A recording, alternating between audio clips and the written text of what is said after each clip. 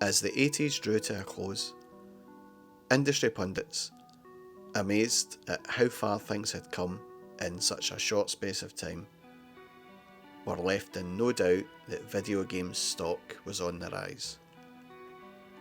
The 80s had seen the birth of video games and the craze that quickly followed it.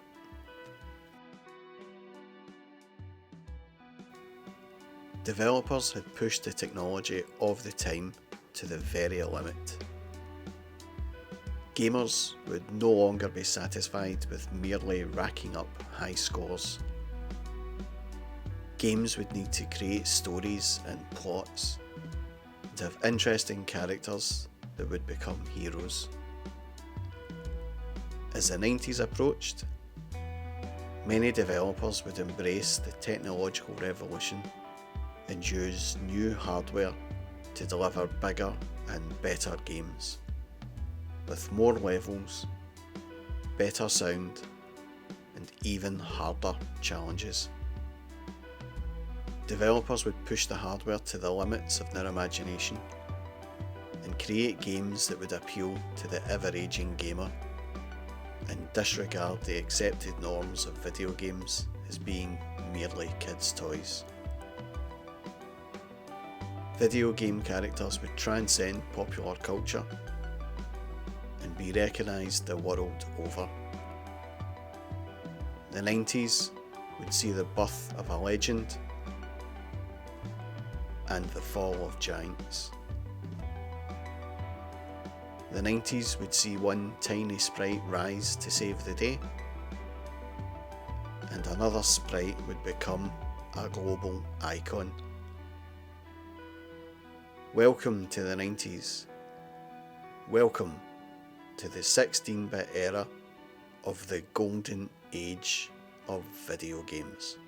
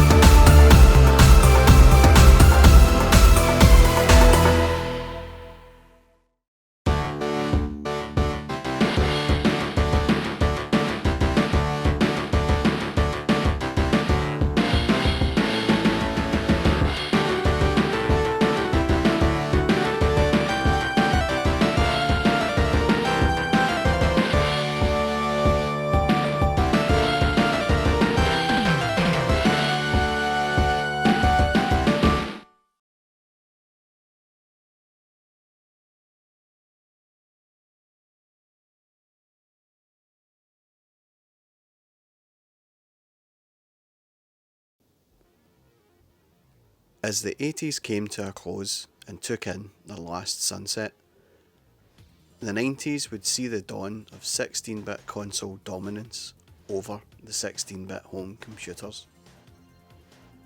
The 80s saw the emergence of some true programming genius in the form of many classic 8-bit games knocked up by 17-year-old coders in their bedroom.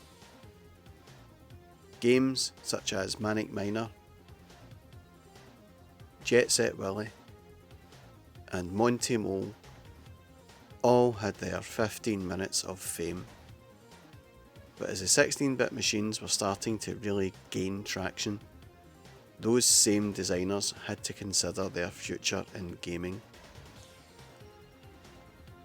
Some went on to form their own companies and develop games for other home-based systems that were popular in the UK, and others disappeared into the sunset. Any software company that wanted to stand a chance of surviving into the next decade would need to embrace the prospect of becoming a console software licensee and selling their games around the world. The ST and Amiga would keep things going for a while, but neither machine had made it big in the USA. Over there, owning a computer meant an IBM PC or possibly a Macintosh, and owning a games console meant a Nintendo or nothing. But until the console game production line could be set up, companies like Ocean, US Gold, Activision and Domark would set to work on some 16-bit sure sellers, most of which were arcade conversions and movie licenses. Of the non-licensed games, there were only a few that made much impact. Broderbund's clever platformer, Prince of Persia, would, over the years, end up on just about every home format in existence. Speedball 2, the Bitmap brothers' spruced up future sport, proved popular because of its great two-player action. Gremlin Graphics' fun split-screen racer, Lotus Esprit Turbo Challenge, was also proving to be a real hit with the home computer market. 1990 would not be a good year for Atari, and the 520, even though it was now priced £100 cheaper than the Amiga, it was losing ground and market share rapidly to its competition. Gamers realised they might as well pay the extra money and get the computer with the superior specification. In an attempt to dissuade gamers from switching allegiance to the Commodore, Atari released an improved ST. This time it would be called the STE and would be priced the same as the Amiga, £399. This new improved STE had a blitter chip, which could shift large chunks of data around quickly. This was the secret to so many Amiga games' superior graphic effects, and its video hardware was upgraded so that it could display more colours. A few companies released STE enhanced games, but by this time gamers and software publishers were losing interest in the ST. But would the software publishers begin to show an interest in the home console market?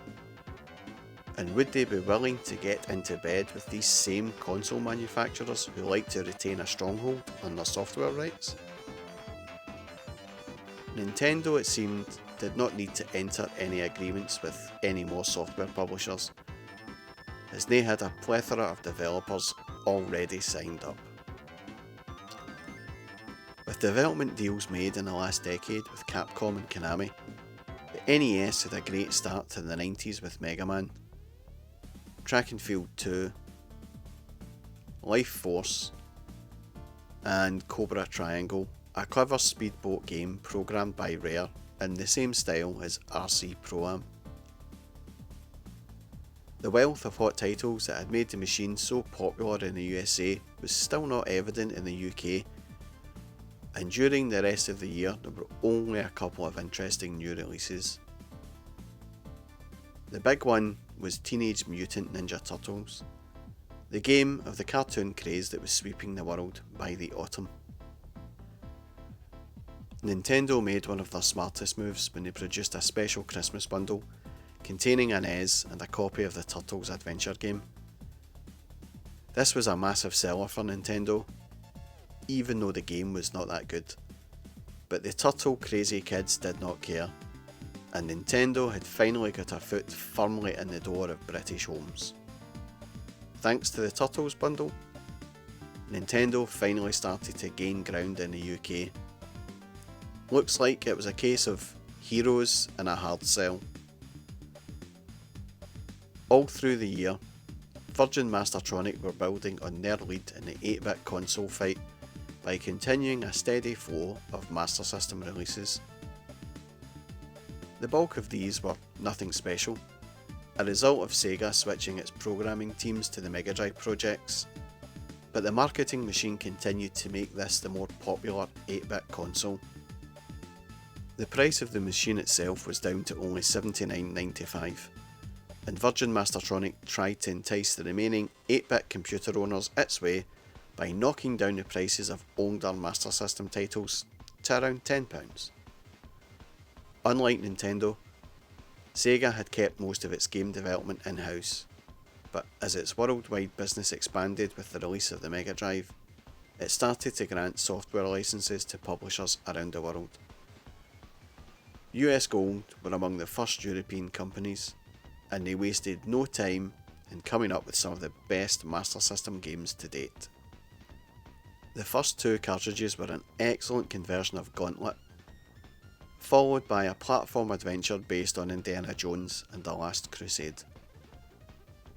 Most exciting new releases were, not surprisingly, arcade conversions, such as the very playable Chase HQ and Operation Wolf. Just before Christmas, a simplified but nevertheless entertaining conversion of Sega's own Super Monaco GP Racing arcade coin-op was released. And speaking of the arcades, the 80s were a real boom time for arcades, and cabinets could be found everywhere. As the 90s rolled around though, things were starting to look a little bit different. The chippies had decided to remove them. The same for restaurants, and the reason for this was that fewer and fewer people were prepared to pay 30p for a go on a game now, when they could play great games at home. Some developers were still plugging away at producing coin-ops, most notably Sega and Capcom. Sega released Alien Storm, which followed the same format as the mighty Golden Axe. This was a beat-em-up with weapons.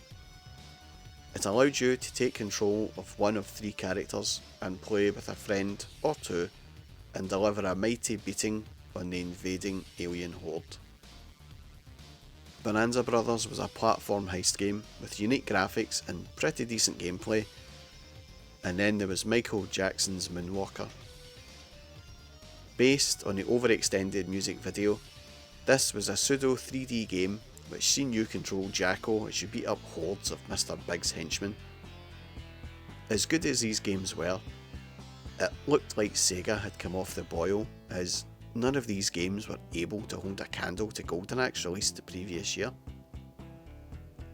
Data East had released a fantastic Midnight Resistance. This was a platform shooter with a novel joystick control that allowed the player to rotate the character's weapon so they could run forward while shooting backwards, upwards, downwards, in just about any of 8 directions. Capcom had released a 2-player beat-em-up in 1989 called Final Fight, although I never got to actually play this game until the middle of 1990. This was a visual feast for the eyes, absolutely huge sprites, well detailed and colourful, a brilliant soundtrack, awesome sound effects, and hordes, and I do mean hordes of enemies on screen at any one time. Needless to say, I absolutely loved this game, and still do to this very day. Konami released Aliens. based on the Alien movie of the same name. They couldn't quite afford the license to use Sigourney Weaver's likeness though, so you play a character that loosely resembles Ripley. The arcades had begun to get a bit stale, and without some real innovation from developers, an industry was in real danger of dying. Who would step forward to save it? And who would produce a game that would be capable of packing the punters back into the arcades? Gamers could only wait and see. It was round about Easter 1990 when the second edition of the Complete Guide to Consoles was released, and I quickly snapped up a copy.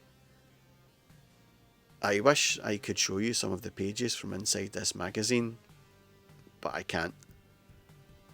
I misplaced it and have never been able to find it. And it seems I was not alone, as it's impossible to find an online copy of this edition anywhere. Seriously, if anyone has volume 2, then please reach out to me, or scan it to PDF and upload it. What I do remember about this edition was that it contained reviews of Super Shinobi and Golden Axe, both of which scored very highly in the Mega Drive.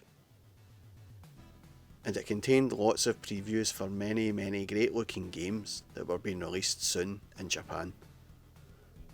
By the time Virgin Mastertronic released the official Mega Drive in September, myself and countless other British game players were gagging for it.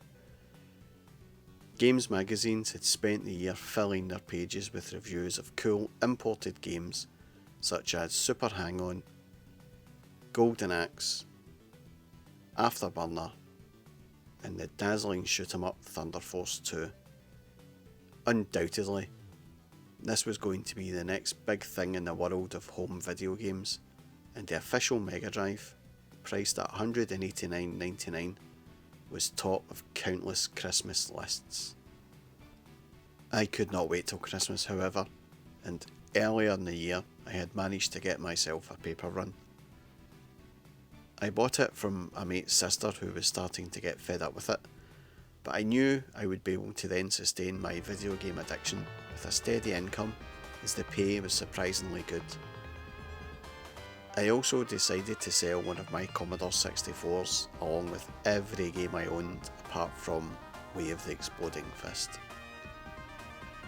This was not an easy decision for me, as the Commodore 64 was my entry into the world of video games, and I was still fond of the old machine, but seeing as I had two of them, the departure of one would not be so bad. So an advert was placed, and a cheap knockdown price of 150 quid with over 300 games, 2 joysticks and a light gun would surely attract some interest. And it did. And on Saturday, the 27th of October 1990, I was now the proud owner of a Sega Mega Drive. And here is that Mega Drive. The box is a bit bashed, and it's not as in such good condition as a Master System, hence why it's in this plastic sleeve for protection. But yeah, it's now 31 years old. The initial range of games was limited to 7 titles: Altered Beast, Space Harrier, Super Thunderblade, and 2 others that had proved massive hits on import: the fantastic conversion of Capcom's Ghouls and Ghosts, and Sega's skillful ninja adventure Revenge of Shinobi, along with 2 fairly crap games in Mystic Defender and Last Battle, which I ended up buying simply because all the good games were sold out. What I was really wanting though was Golden Axe. I couldn't find it anywhere, but kudos to my mum. When she was out shopping one day, she noticed it in a WH Smith's and picked up a copy for Christmas. My life was now complete. At that point anyway. By the time Christmas 1990 rolled around, my rudimentary mathematics had proved right, and each fortnight I was able to add to my Mega Drive game collection. I had amassed a pretty impressive collection of titles, and I was still the only kid for miles around who had one. My list of games read like this: Altered Beast, Last Battle, Mystic Defender, Super Hang-On, Golden Axe, Revenge of Shinobi, Ghostbusters, E-SWAT, Super Real Basketball, and Super Thunderblade. It was like having an arcade at home, and I was well chuffed. For various sane business reasons, Virgin Mastertronic did not want players who had bought the official Mega Drive buying imported Japanese and American games. So the UK case was modified slightly to prevent the Japanese cartridges from fitting into the slot.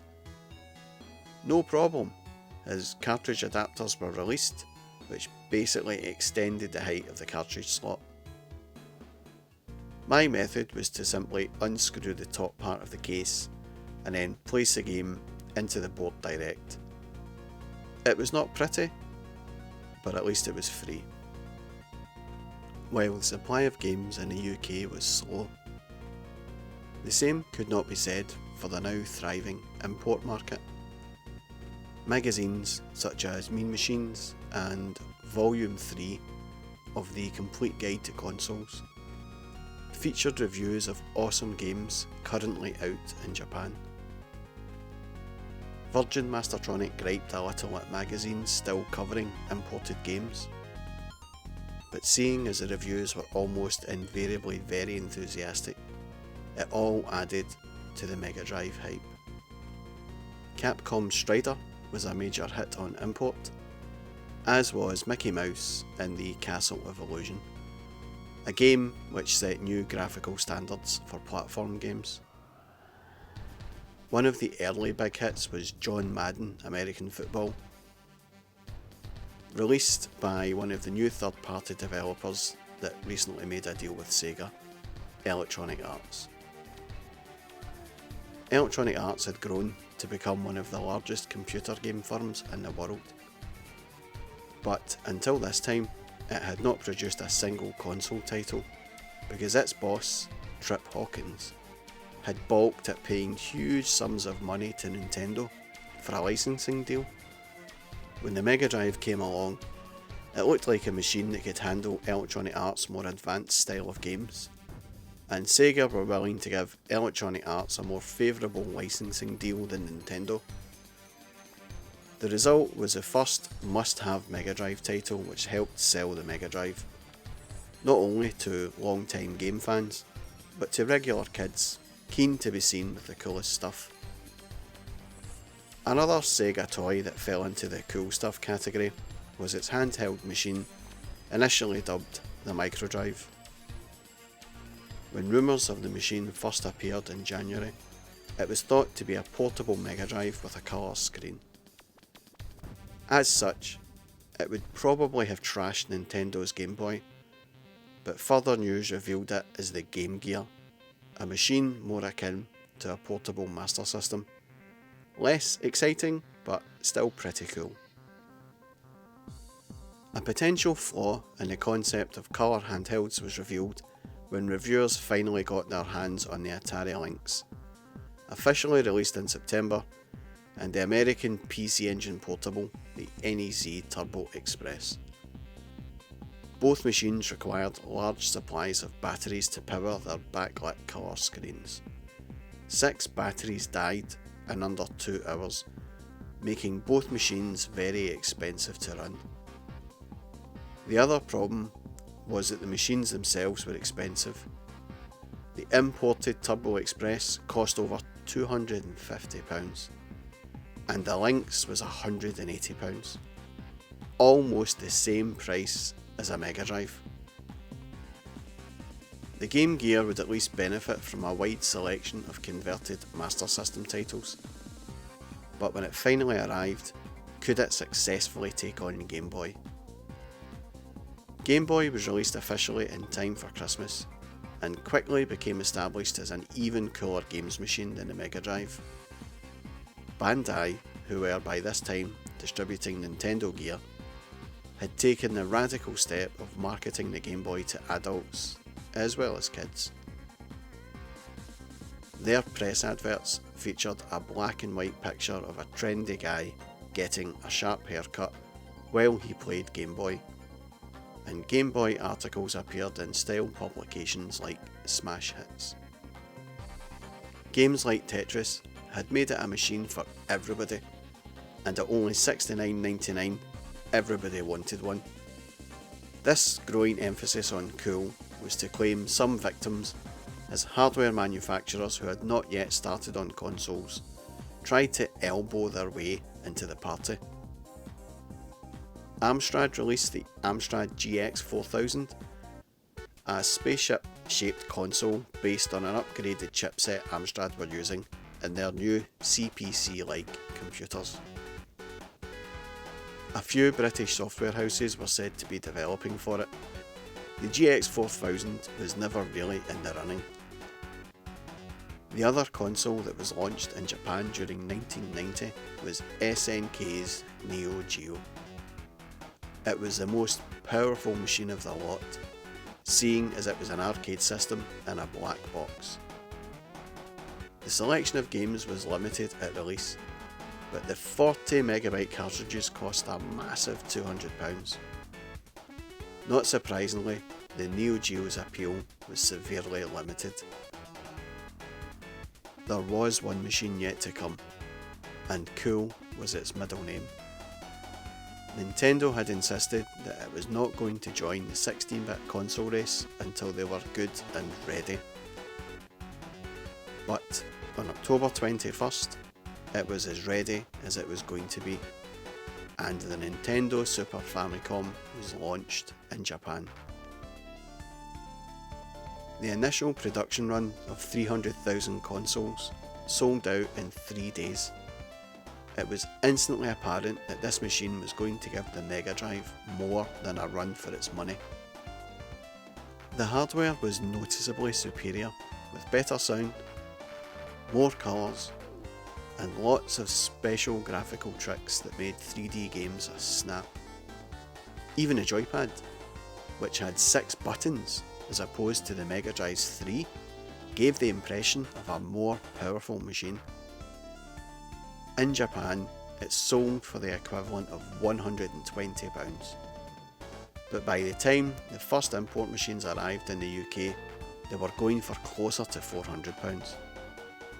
Console kids craving the best machine on the block snapped them up. The first pair of games were both superb and gave ample demonstration of what the machine was capable of. Super Mario World did not look that impressive, but as far as gameplay went, this was massively beyond Mario's NES adventures, and it is still regarded by many players as the best game of all time. The Nintendo Super Famicom's graphics processor showed off its power in F-Zero, an astonishing 3D racing game. Jaws dropped when gamers saw F-Zero for the first time. It used the Nintendo Super Famicom's ability to flip playfields into a 3D perspective to display the smooth scrolling racetrack. And just to give a demonstration of why this was so impressive at the time, here is Super Monaco Grand Prix on the Mega Drive. A very good driving game based on the arcade game. When you race, corners are not really corners, they're more like curves. Overly long, extended curves. Seriously, if you think about this, the rate at which the corner goes on for, you'd have done a complete 360 by now. Now, let's have a look at F-Zero. As you approach the corner, poof, have a look at that. It's like a proper 90-degree corner, and after this, racing games would never be the same again.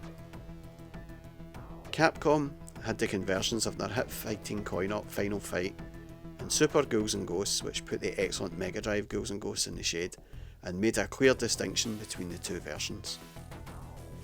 For shoot 'em up fans, there was Konami's Gradius 3 an almost arcade quality blast, and an even better Super R-Type. First impressions were that Nintendo had a machine that was streets ahead of Sega's, but it had arrived over a year late. Some pundits wondered whether Nintendo could possibly make up for lost ground. I was not worried about the lost ground. What I was worried about, however, was the fact that Final Fight was making its way onto a Nintendo machine. Would it even come out in the Mega Drive? I hope so. But now I faced the prospect of sleeping with the enemy. I had been a Sega fanboy for a good year at least, but now would I have to get into bed with the mighty Nintendo? Hopefully not, but I could not disagree. The Super Famicom did look amazing, but this could not be happening. Another year, and yet a desire for another console.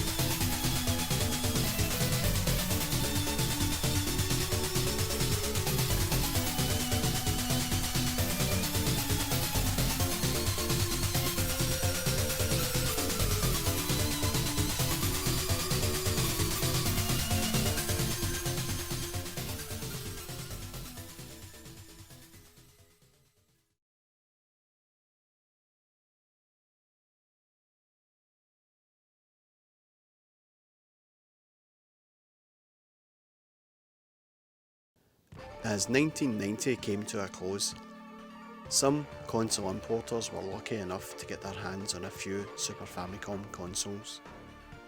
And as news filtered around school grounds up and down the land that gamers could get a shot of one by visiting these shops, well, they had to take up the offer. When they saw the Super Famicom, no one could deny, not even me, a Sega fanboy, that this was the best games machine on the market. One look at F-Zero and a quick go on Super Mario World convinced most gamers that this was a machine to put even the mighty Mega Drive in the shade. As the year began, the main console magazine started running features on the Super Famicom, praising its graphical and sound capabilities, and a controller which was well balanced and had a 6-button configuration on it, giving gamers far more control than had been seen previously. As the months went on, the features shifted focus to the games, running several double-page spreads on the games currently available on import, and then hyping up games still in development. And then the reviews started to appear. The first was for a game called ActRaiser, which mixed God-sim elements from Populous with platform action and combat. The game was well received and the sound was heralded as some of the best ever heard on a home system. The hype train was in full steam by this point. Next, there was Pilot Wings, which also proved to be a massive success for the machine. Stunning 3D visuals, the likes of which had never been seen in a home console before. The Mode 7 effect was used to full effect to showcase the machine's abilities in this release. Then there was F-Zero, followed up by UN Squadron and Super R-Type. Considering it was one of the early Super Famicom titles, Capcom's almost perfect arcade conversion of Final Fight was an excellent demonstration of what the machine could do. The conversion's only omissions were a third selectable character and one of the levels and bosses. Even more spectacular was Konami's Castlevania 4, a vampire hunting platform game which showed off the Super Famicom's graphics tricks with levels which rotated and distorted around the main character. NES owners now had something to look forward to. Sega had got a great head start in the 16-bit console market in the UK. Would they concede the lead to Nintendo? Would 8-bit gamers now be looking to Nintendo as an upgrade? Many gamers decided to wait and see which of the 16-bit consoles would come out on top before they decided to change up. The more cautious gamers held on to their money and decided they would stick with the Amiga or STE or NES, for the time being at least. As Christmas had been and gone, I was not feeling as good about Sega being on top of the video game pyramid. A good look at the Super Famicom was enough to drive fear into any Sega fanboy. I had other reasons to begin to doubt Sega's claims of arcade quality. For Christmas, I got eSWAT. In the arcades, this was a 2-player game I had played a few times and rather enjoyed it. It wasn't very fancy, more like a 2-player version of Rolling Thunder, but with better graphics and sound. The home conversion was nothing like the arcade. For a start, it was only single player, and the game was not much like the arcade counterpart. In fact, the Mega Drive version did play a lot better than the arcade, but that was not the point. The fact it did not resemble anything like the arcade machine worried me a little. My fears were raised even further when a friend of mine who got his Mega Drive at Christmas also got a copy of Michael Jackson's Moonwalker on import. This too played nothing like the arcades, although looking back that was not the biggest worry. Playing a game where you controlled a suspected paedophile looking for little children in basements, cupboards and under stairs did lack some moral guidance, and I am sure Sega would now like to forget about this title altogether. Still, some arcade games were looking very faithful, such as Strider and Forgotten Worlds. In fact, they looked way better than any conversion the Amiga was capable of. Next to the 16-bit consoles, the Amiga was looking a little past its prime as a games machine. However, the A500 was still one of the strongest formats in Europe, and rather than dying off, it started to mature with games that pushed the machine to the limits of its operational envelope. Fans of arcade action had their laser lust satiated by games like Sails Curves Swiv, a shoot-em-up blast for two. Team 17, a distributor of public domain software, produced their first game in the form of Alien Breed, a top-down shoot-em-up which took its inspiration from the Alien movies and combined the suspense with quality blasting action. Top coin-op conversions included US Gold's translation of Sega's Super Monaco Grand Prix and Capcom's Mercs. Activision, despite financial problems, released an OK Amiga conversion of R-Type 2 in time for Christmas. There were some splendid original games too. Activision's Hunter was an ingenious 3D adventure which had the player exploring a vast landscape using helicopters, jeeps, motorcycles, and even windsurfing. Hit-making programmer Archer McLean turned the snooker game format on its head in Virgin's Jimmy White Snooker by using an impressive 3D table display to let the player get in on a shot the way they would in a real game. There was one game that did not need 3D graphics to make its mark on Amiga history though. Psygnosis Lemmings was the cleverest puzzle game to appear since Tetris, and its armies of suicidal green-haired munchkins made it look a whole lot cuter. It was rightly hailed as a classic, and would eventually be converted to every format imaginable.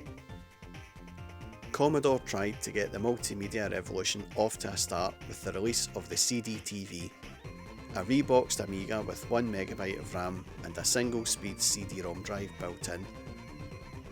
But at almost £500 and with only the Lemmings game available, this was not a massive success for Commodore. By this time, the Amiga was also inheriting titles from the growing PC games market, such as Lucasfilm's hilarious graphic adventure, The Secret of Monkey Island. So a few gamers, mostly the older, wealthier ones, were heading towards making a PC their next computer. A top-grade PC could be pretty expensive though, somewhere in the region of £1,000 for a medium-spec 16MHz 286 processor, and even more if you wanted the best, a 33MHz 386 for example. As usual, it was Amstrad who saw the opportunity to provide an easy solution for wary punters, and Alan Sugar's engineers put together a games-orientated PC package which consisted of a 16MHz 286 with a massive 1MB of RAM, 40MB hard drive and one of the 3.5-inch floppy disk drives. For this you paid about £1,000. The same price that quad-core Intel-based PCs go for today. Who could have imagined? At the other end of the home computer spectrum, the 8-bit machines were still holding on with cheap and cheerful budget games and re-released classics. Nearly all of the major software houses had their own budget labels. Meanwhile, budget specialists such as Codemasters were making a fortune by knocking out a continuous stream of original, if slightly unambitious titles at pocket money prices. Even though the hardware was looking dated, this was not a bad year for the Sega Master System, and a price cut to $59.99 helped. Some of Sega's European licensees, notably Mirrorsoft and TechMagic, came up with some excellent Amiga conversions such as Populous, Pac-Mania, Speedball and Xenon 2.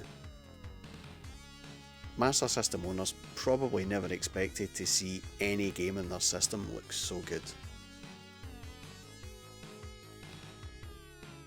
Impressive as these were, they did not quite have the wow factor of the NES products which appeared during 1991. Having sold a ton of Turtles packs over the Christmas of 1990, Nintendo had a lot of new players to entertain, and they did it with classy titles like Mega Man 2 and Rare's games Pinbot, Solar Jetman and Snake, Rattle and Roll. Nintendo's Christmas lineup was phenomenal. Star Wars put the player in control of all of the heroes from the hit movie and interspersed platform action with shoot 'em up stages. WWF WrestleMania was not particularly good, but sold because it tied in with the craze for American wrestling. The biggest UK NES release of the year was the long-awaited Super Mario Bros. 3, with its sharper graphics, better sound, and even more depth to the gameplay. Most players would agree that this is still one of the best console games ever made. Even better than Super Mario Bros. 3 though was Super Mario World, the game that had sold the Super Famicom to 300,000 Japanese game players within 3 weeks of the machine's launch. And over the course of the year, at least one big title filtered through the importers per month, nearly all of them setting new standards. Nintendo had good reason to ramp up their releases. The Super Famicom was about to be released in its biggest market, and it would need plenty of great games available to help shift it in large numbers. In August, the Super Famicom was released in the USA as the Super Nintendo Entertainment System. The launch did not go as easily in the States as it did in Japan, as the Super NES could not play any of the NES cartridges parents had spent hundreds of dollars helping their kids collect. Newspapers even ran angry editorials on the subject. To counteract the bad press, Nintendo spent $25 million on a TV ad campaign that proclaimed the machine's superiority over certain other 16-bit game systems, and parents grudgingly began to succumb to their kids' nagging. A friend of mine who was still to get into consoles said he was going to get a Super Famicom for Christmas, but he's not going to wait for the UK one. He decided to get one on import. I did try and talk him out of it, but having seen some of the Japanese games play on the Mega Drive with no Japanese text to see, he was adamant he was going to get one. I too was very tempted at this point.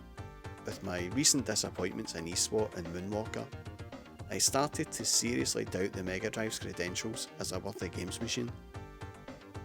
I went home and discussed this with my parents, who agreed to buy me an imported Super Famicom for Christmas, but on the condition they did not have to send away for it. I found an importer in Edinburgh and a console was bought.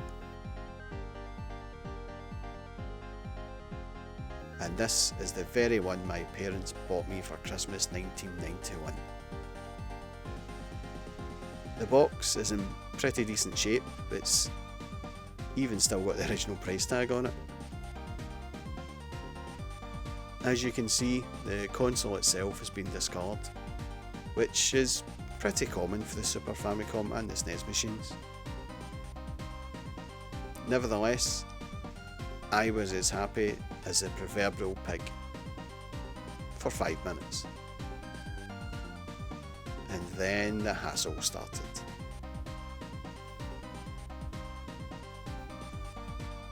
I had bought a SCART console, but my TV was PAL and did not have a SCART connector. This meant having to upgrade my TV also, which did not go down well at all. And none of the games had English text, so playing games like Pilot Wings was tough. But thankfully there was an adapter available that would play US games. So all you had to do was buy US games, right? Wrong. The problem was, any local importer did not stock US games. For some reason, they only supplied Japanese games. It turned out to be a supply issue in the US, with Nintendo not wanting to supply to small independent stores, only the big ones like Walmart. A while later, this issue was addressed, and the US games were available, but at a premium. They were, on average, £10 more expensive than the Japanese games.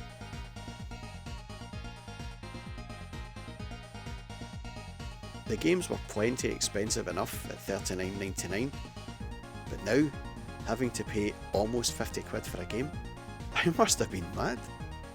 But thankfully, I still had my Sega Mega Drive and I could always lean back on that. Provided Sega could secure some awesome new games, and they would have to in order to stay competitive. Sega were not going to let Nintendo take the 16-bit console market the way they had taken the 8-bit one. It had the very best in-house development teams put on the case, and the results must have been surprising, even to Sega. In Britain, Sega maintained post-Christmas demand for the Mega Drive by dropping its price to £149.99, repackaging the machine with the smart-looking platform game Mickey Mouse and the Castle of Illusion. But this was no Mario World, and Sega had trouble holding on to the spotlight when every month magazines devoted spreads to imported Super Famicom games. Sega had plenty of good arcade conversions, but only a few really good games. What it needed was a Mario of its own, and by September, it had one.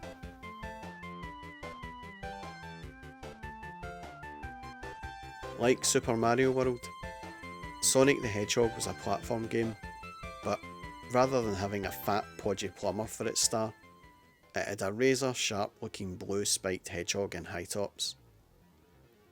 Sonic did not have the depth of gameplay of the Mario games, but it had way cooler graphics and an incredible turn of speed.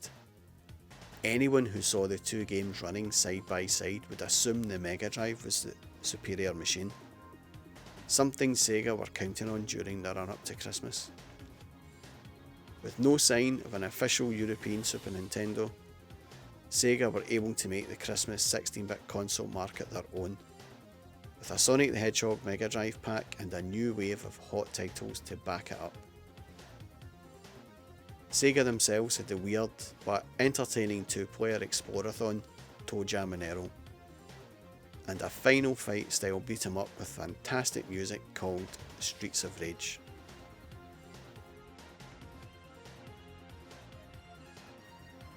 To cater further to the legions of American football fans, there was Joe Montana's Sport Talk Football, which ingeniously used the digitised voice of the said gridiron hero to commentate on the on-screen action. Electronic Arts updated its own, much better, American football game, John Madden 92, which also used digitised speech. This was joined by EA Hockey, an ice hockey simulation with on-rink punch-ups, and an equally violent bike racing game called Road Rash. Suddenly, the Mega Drive became an essential lifestyle article for young males. Of course, if you're talking about video games in 1991, then there's one game that has to be discussed. The console magazines normally stayed away from reporting on arcade games, but every now and then you would read an editorial where a reviewer would wax lyrical about this great game that players just can't get enough of. And that game was, of course, Street Fighter II: The World Warrior. Capcom Street Fighter II revived the stale one-on-one combat genre and took the arcades by storm. It had a cast of a dozen characters from around the world who ranged from a fire-breathing yoga master to a sinister-caped overlord with glowing eyes and glowing fists. As well as the usual range of kicks and punches, all of the characters had their own trademark moves, including some spectacular superhuman attacks. Beating the CPU players meant mastering the most devastating of all these moves, which could only be pulled off with intricate combinations of joystick maneuvers and carefully timed button presses. Better than that, this was the most adversarial and competitive coin-op yet, and arcades became packed with players who'd been up early practicing so they could take on human challengers. To them, Street Fighter II was practically a new martial art. I became addicted to this game very quickly indeed. I just loved everything about it. It was simplistic, but at the same time very complicated. You would have to spend hours and hours of your life devoting yourself to the game. This was essential to improve your skill. I have lost track of the money I spent on this game, but I do remember going into Glasgow with about £25 in my pocket and only coming back with the bus ticket. I spent the rest on Street Fighter II. This was an expensive habit, but I could be saved as I knew this game was surely to be converted for home use. Question was, who would be the first with a home version? There was a bit of a surprise when magazines reported that Street Fighter II would be getting ported to Sega's new Mega CD first. My heart sank when I read this. How could you play a 6-button game with only 3 buttons? Surely the Super Famicom was a logical choice.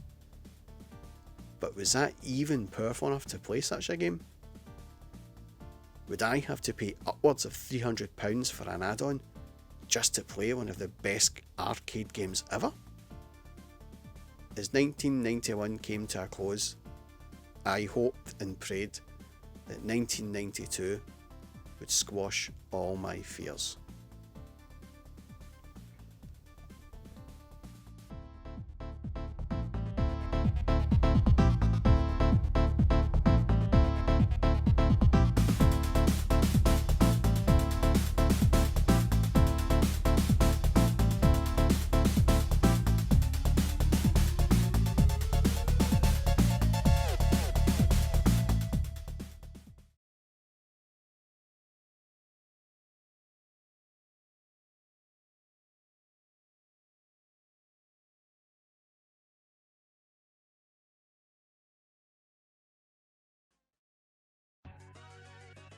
As life plods along, you can't avoid growing up and finding interest in other things.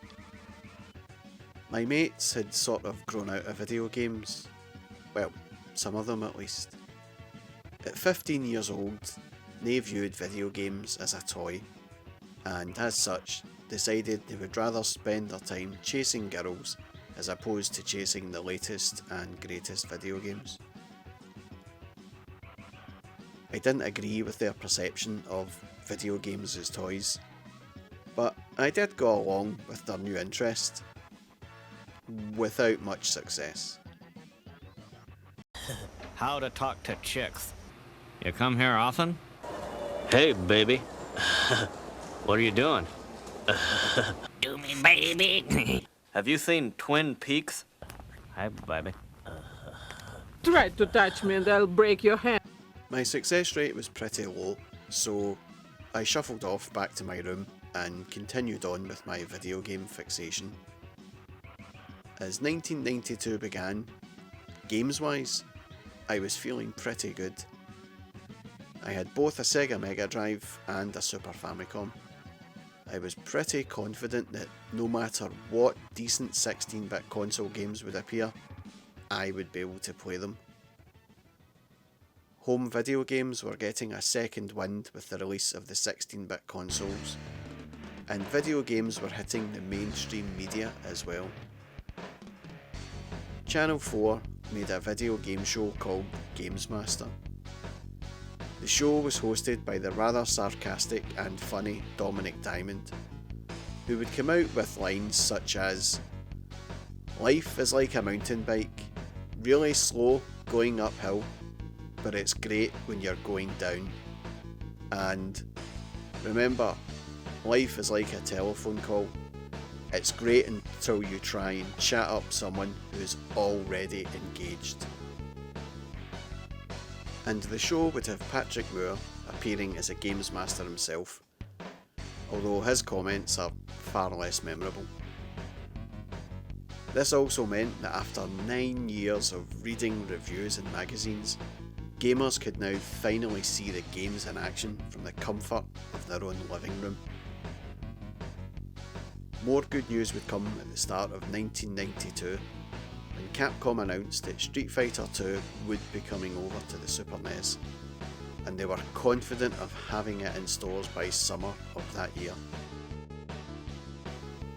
The Super Famicom was clearly the better choice for this game over the Mega CD. The Super Famicom had the larger support base, and most of Capcom's recent arcade games had been appearing on the Super NES, so it came as no surprise when Nintendo announced that Street Fighter II would be coming out on the Super NES as well. This was only January, however. Summer was a very long way away, so I continued to make trips to the arcades to play Street Fighter II and refine my skills, hoping that the console version would play just as well. The arcades were now jumping thanks to Capcom. At my favourite arcade in Glasgow, they had about 4 or 5 bench cabinets at the back, all running Street Fighter II and all busy all the time.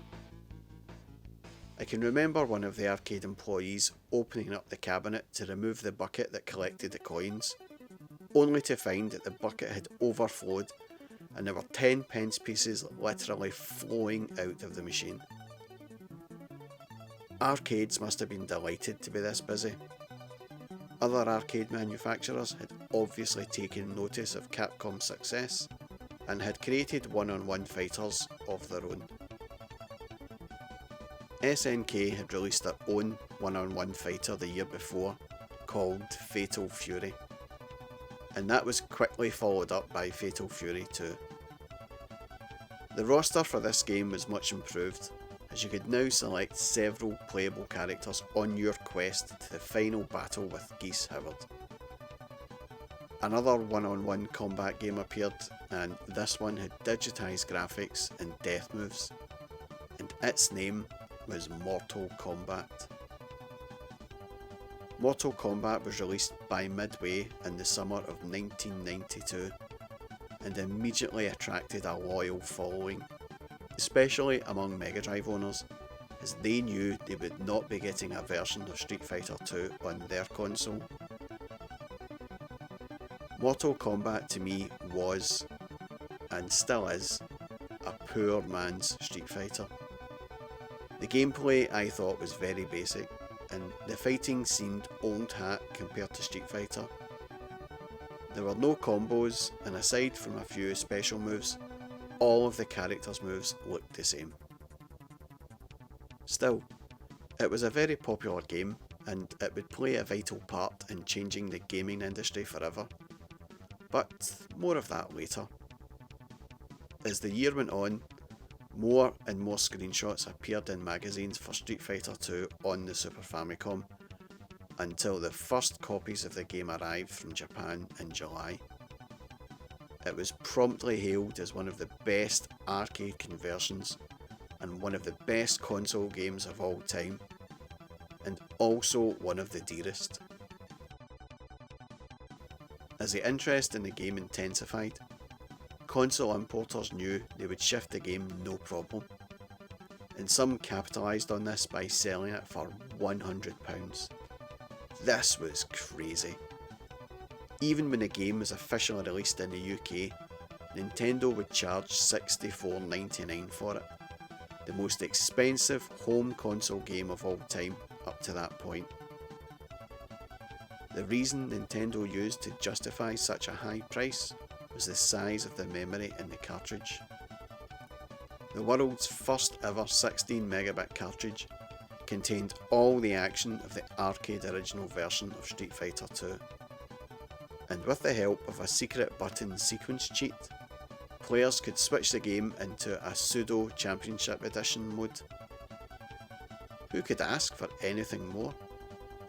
Capcom did an amazingly thorough job on this conversion, and it seemed to put the Super NES even further ahead of the Mega Drive in the so-called console war. Normally, there would be a delay of at least 6 months between a game being released in Japan and Britain. But after Nintendo launched the European Super NES at Easter, they made sure they got supplies of official Street Fighter 2 into the shops as soon as possible. The lineup of games they had released with the machine were great.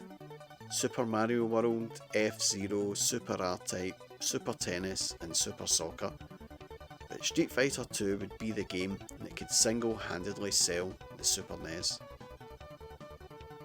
That task had previously fallen to Super Mario World, but Sega's release of Sonic had reduced any advantage that Mario had given Nintendo.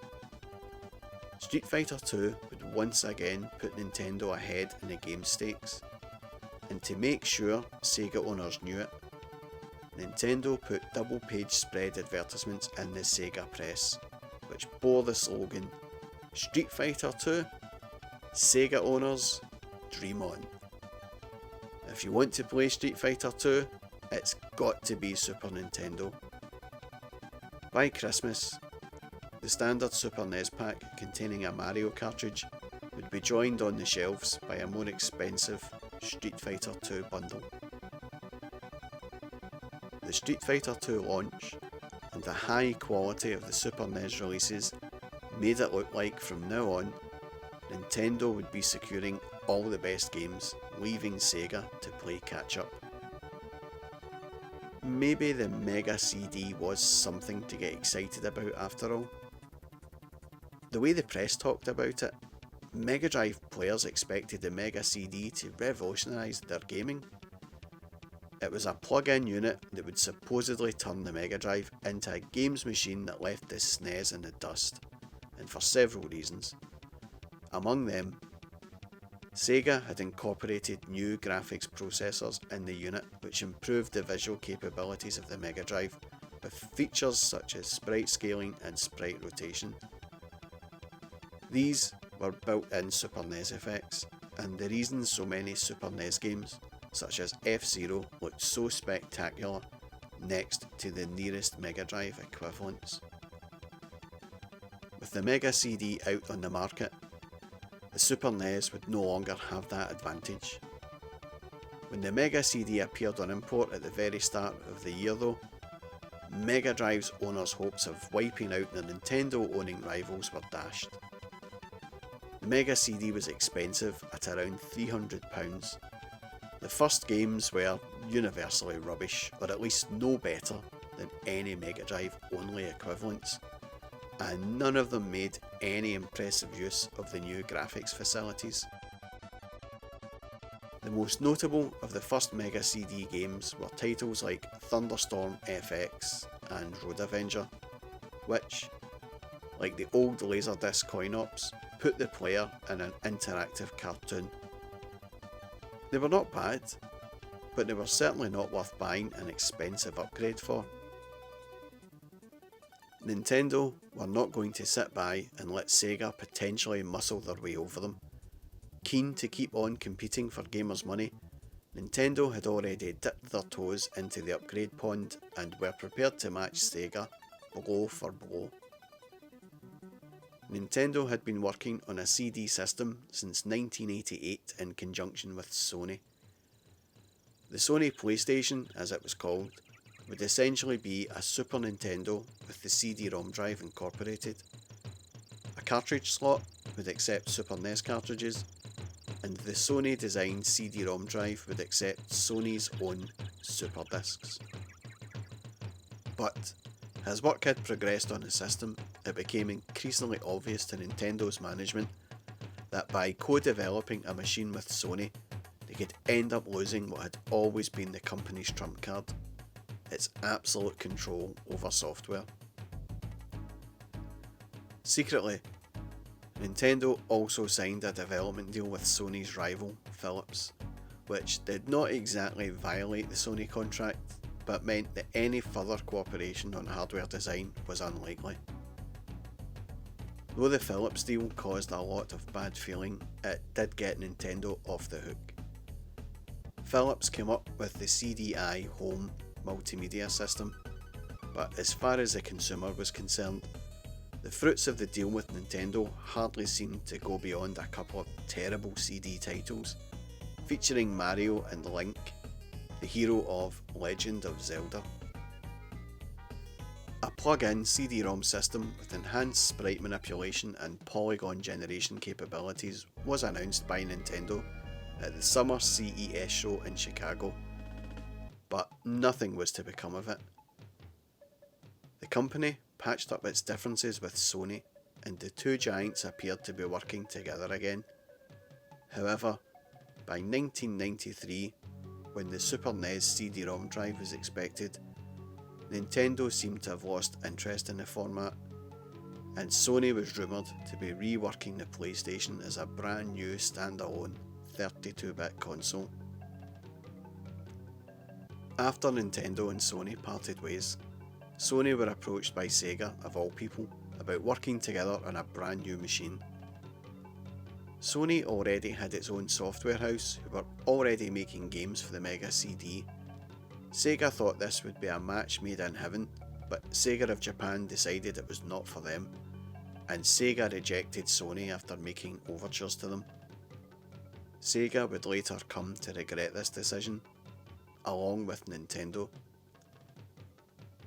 During 1992, Nintendo proved that the Super NES did not really need a CD add-on to play quality games anyway. As well as having Street Fighter 2 on the shelves for Christmas, Nintendo had Super Mario Kart, a fantastic two-player driving game based on the Mario games. Meanwhile, the Nintendo licensees were coming up trumps. Konami had Super Probotector, a two-player blast with tremendous graphics and awesome levels of destruction, and Electronic Arts had converted its Mega Drive shoot-'em-up Desert Strike to the Super NES. Sega also had a busy Christmas planned. The official Mega CD release expected in November was going to prove impossible. But Sega did have another hardware add-on for Mega Drive owners, a £60 light gun called the Menacer.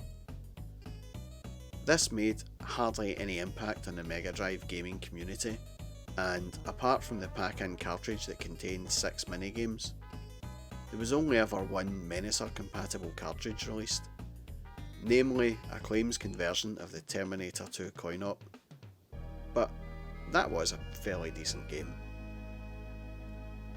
Nintendo tried to fight back with the Super Scope.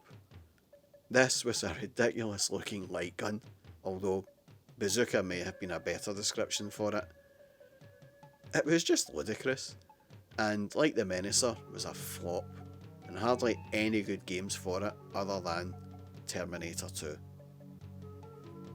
Much bigger news from Sega was the sequel to Sonic the Hedgehog, which was released in November on Sonic Tuesday, which was a Tuesday. It was a much larger game than the first one, an 8MB cartridge as opposed to the original 4MB job, with better graphics and some novel 2-player modes in which the blue hedgehog raced against a fox-like buddy called Tails. The size of cartridges generally was increasing all the time. In the early days, a Mega Drive cartridge very rarely contained more than 4MB of memory, but by Christmas of 1992, Sega were releasing 16MB games such as Streets of Rage 2 and Revenge of Shinobi 2. Both used the extra memory for more levels and better graphics, but they cost a lot more than other Mega Drive games. One of the surprise Mega Drive hits of the year was Echo the Dolphin, an imaginative exploration game in which the player controlled a lost dolphin, searching through time for her family which had been kidnapped by aliens. Right at the end of the year, news came through that Street Fighter 2 would actually be appearing on the Mega Drive, and it would be a conversion of Street Fighter 2 Championship Edition. The Sega Nintendo odds looked like they would be even again by this time in 1993. So it was really a console Christmas, and indeed a console year. The old 8-bit computer formats had definitely had it. All the magazines servicing the Spectrum and Commodore markets were consigned to the history books.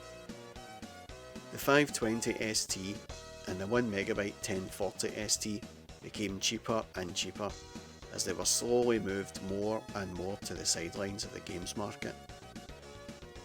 Atari tried to revive interest in its computers by releasing the powerful Atari Falcon, which had a 32-bit processor, CD quality sound, and the ability to display millions of colours. It beat the pants off the Amiga, and at £500 was not really overpriced either. But where were the games? Joe Public was just not interested in a machine that did not have any game software, and with all the main developers now concentrating on console titles, the Falcon never took off. By this time though, even Amiga development was slowing down, with the A600 down to £299 and the 32-bit A1200 going for £399. There was plenty of new hardware around, but rather than upgrade to a new machine, many players found it cheaper to buy one of the exciting new consoles. Of all the handful of good Amiga titles released in 1992, many of them did look like they were trying to appeal to a console-loving audience. Gremlin Zoo was a Sonic-inspired platformer, while Hudson Soft's BC Kid was in fact a conversion of an old PC Engine title. About the best game of the year was Renegade's Sensible Soccer, a kick-off style football game programmed, of course, by Sensible Software. The only computer format that seemed to be blossoming as a games machine was the PC. It was still very early days, and the hardware was still crude and expensive compared to current standards. Any gamers who wanted first crack at the new breed of top quality simulations and adventures, and who could justify the expense by using the PC as a working machine, were not disappointed. Microprose was setting new standards for air combat games, with titles like F-15 Strike Eagle 3, while Lucasfilm had long since reinvented the adventure game and was now mixing superb plotting with excellent graphics and Indiana Jones and the Fate of Atlantis. At the end of the year, Lucasfilm were even showing off a fantastic looking combat simulation based on the X-Wing fighters from the Star Wars movies. Could cheap consoles and expensive PCs be the future of gaming?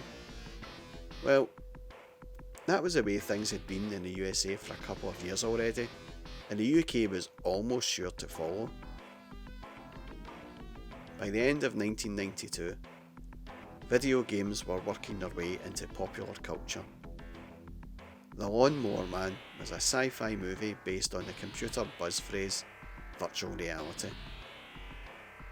Nintendo also announced a movie of Super Mario Bros. Which would star Hollywood's most Mario-like actor, Bob Hoskins. And on TV, Channel 4 started showing the second series of the nation's first real video game show, Games Master. And ITV had started their own show called Bad Influence. Typical. You wait years for a video game TV show and two come along at once. Can't complain really. Can I?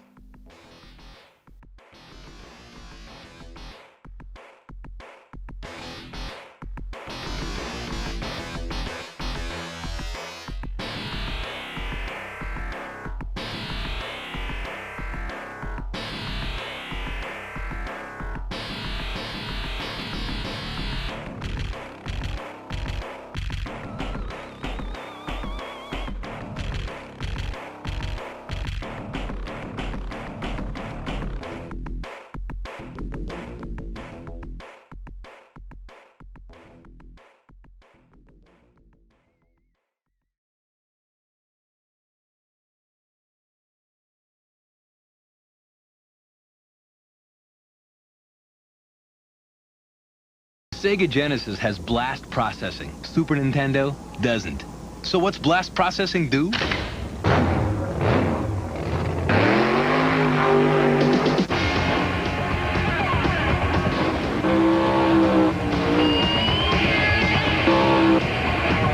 And what if you don't have blast processing?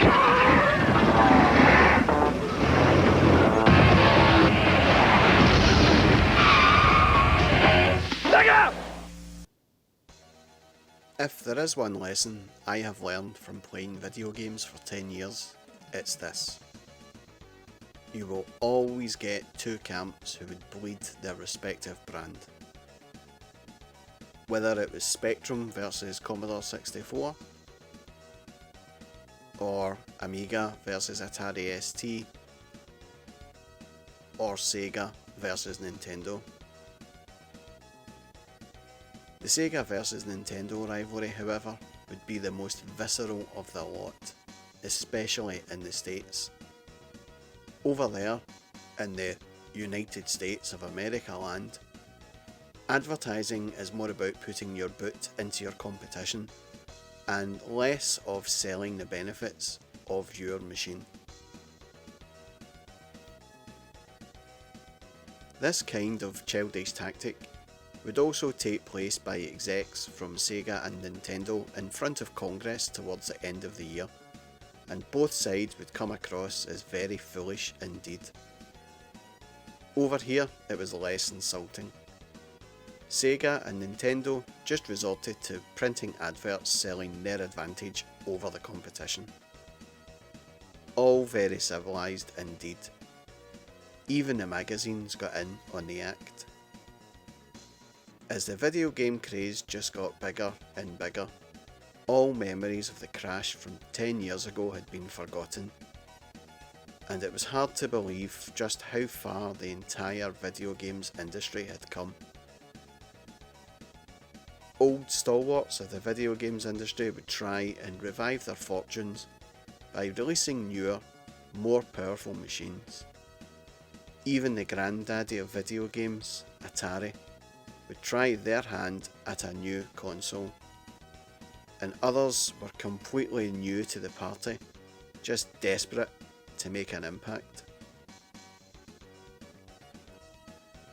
The video games industry has always had an unquenchable thirst for new technology. The secret to staying ahead of the competition seems to have been to have imaginative R&D teams coming up with ever more exotic and specialised computer hardware that will support a new generation of software. It's then the job of the opposition to beat that. Over the course of my 10-year journey, this process had driven the industry from 8-bit computers with 1 kilobit of built-in memory to 16-bit consoles capable of displaying thousands of colours, synthesising stereo sound, and running games that occupied huge megabytes of memory. It was hard to imagine how much further it could go, but gamers were soon to find out. During the course of 1993, all of the major players in the home games industry announced they were working on new machines that would contain 32-bit processors, twice as powerful as those inside the Super NES and Mega Drive. But for others, the more wealthy gamers, already had the makings of a potentially powerful machine. Next generation machines, and they were here already, designed with expansion in mind, but at a hefty price. The PC was already well on the way to becoming an awesome games machine when Virgin released the first PC CD-ROM entertainment title. The Seventh Guest was a spooky puzzle game with realistic digitised graphics which played directly from the disc. Though it was not a great game, it was a fine demonstration of what CD-ROM was capable of, and it prompted a number of the new generation of PC gamers to spend £200 plus on a CD-ROM drive.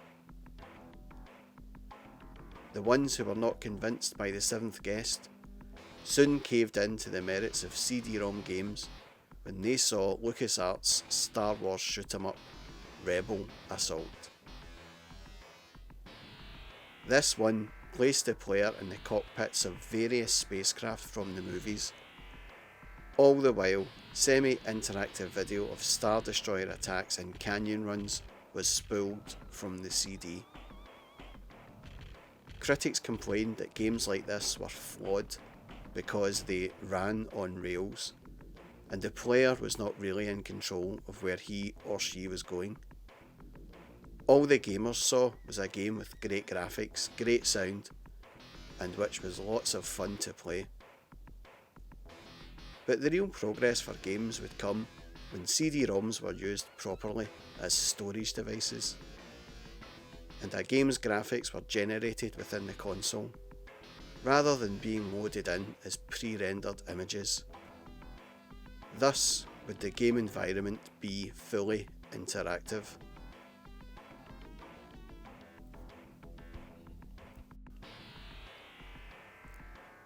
Only problem was, generating these sort of graphics would require some pretty hefty processor power, the sort even a souped up Mega Drive could not provide.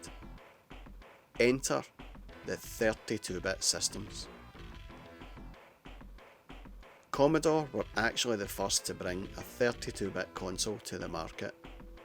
Its CD32 system was actually an Amiga A1200 with no keyboard and a CD-ROM drive attached.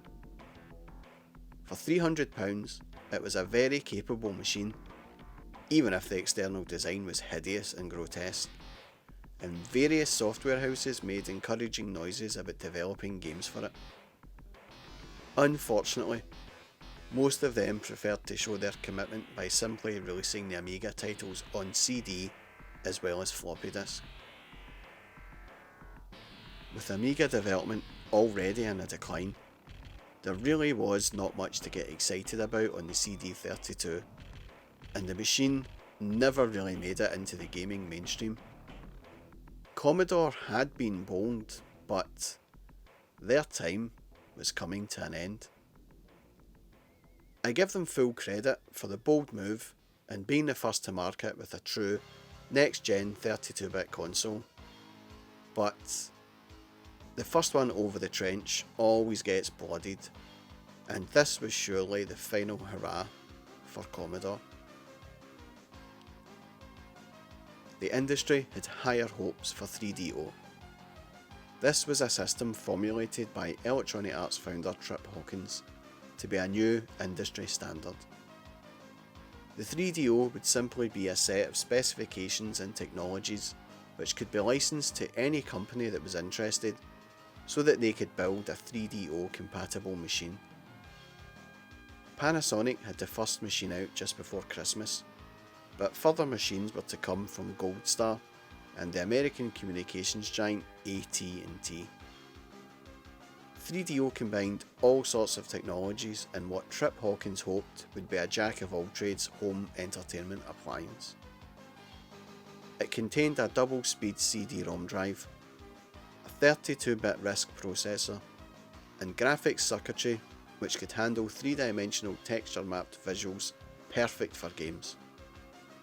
But the 3DO was also an audio CD player, a movie player which used the new digital video CDs, and there was even talk of it being incorporated into new video on-demand cable systems, which basically meant downloading movies and interactive TV shows. It was an ambitious project that got off to a shaky start.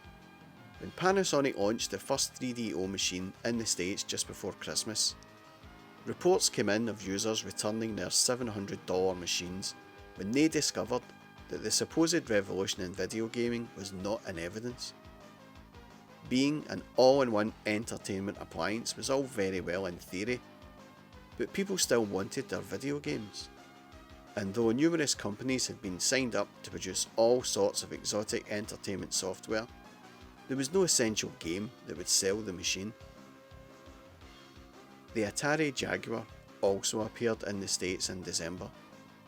This system used a 64-bit processor which was surrounded by some of the most advanced graphics chips yet seen in a console.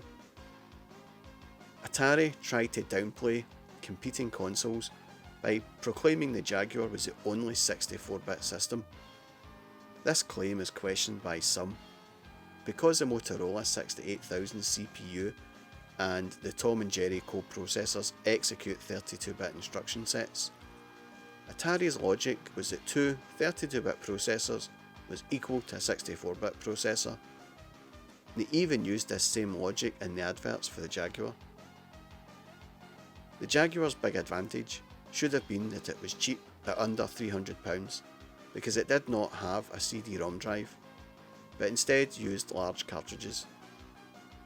Atari promised a CD drive would appear later on, along with a virtual reality visor. Alas, Atari was not able to provide what Jaguar owners would really want: decent games. The first batch of titles were mainly mediocre and did not show off the system at its best, but instead of getting better, the standard of games just got worse until the machine became something of a laughingstock. This was an ill-deserved reputation though, as the Jaguar really was a capable machine, and games such as Jeff Minter's Tempest 2000 are considered to be a true classic. All in, the Atari Jaguar suffered from the same fate as countless other Atari machines before it. Great hardware, let down by a complete lack of good software. Even with a complete lack of games. My SNES buddy with the rich parents had decided he needed to have the most powerful games machine on the market. I too was interested by the Atari, but I had my doubts as to whether it would be a success or not. I had been into video games long enough to know that Atari could build some excellent hardware, but were useless at marketing. As I considered a move for the Jaguar, I declined at the last minute, but my mate was undeterred and got on the bus and made a trip into town to get an imported machine, and I'm sure it was a mistake he regrets to this very day. Apart from Aliens vs Predator, there was not any other game he had purchased, and as I ridiculed him for his daft move, we drifted apart as his parents moved away. But we would bump into each other again soon. Standards were not just being set by whole new systems though. Nintendo had already produced Super NES cartridges, Super Mario Kart was one, that contained co-processors that helped the console's own CPU with certain kinds of games. Early in 1993, it released the first game to feature the new Super FX chip, Star Fox.